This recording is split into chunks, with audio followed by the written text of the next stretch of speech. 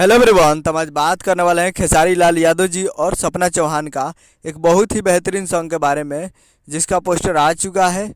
और इस गाने को लिखे हैं कुंदन प्रीत जी और इसमें म्यूजिक दिए हैं लॉर्ड जी। और इस गाने को गाए हैं खेसारी लाल यादव जी, जो कि आपको स्क्रीन के ऊपर दिखाई दे रहा है। जिस सॉन्ग का टाइटल रखा गया है उमरिया के फ़र्क, जिसका टाइटल है उमरिया के फ़र्क। और वीडियो में है खेसारी लाल यादव जी और सपना चौहान जी, फिट में है सपना चौहान जी।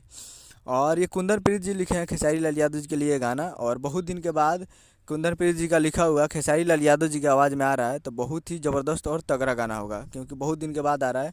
और जो भी कुंदन प्रीत जी गाना लिखते हैं तगड़ा ही गाना लिखते हैं। तो आप लोग तैयार रहिए। और ये कमिंग सून है, बहुत ही जल्द आप लोग को देखने को मिलेगा। और ये कमिंग सून है और ये आएगा महादेवा एन फिल्म्स पे। Mahadeva N films Bhojpuri YouTube channel पर तैयार रहेगा फुल वीडियो सॉन्ग को देखने के लिए।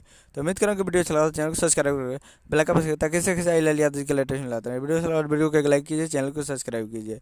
तो मिलते हैं अगले वीडियो में, तब तक के लिए जय हिंद, जय भोजपुरी।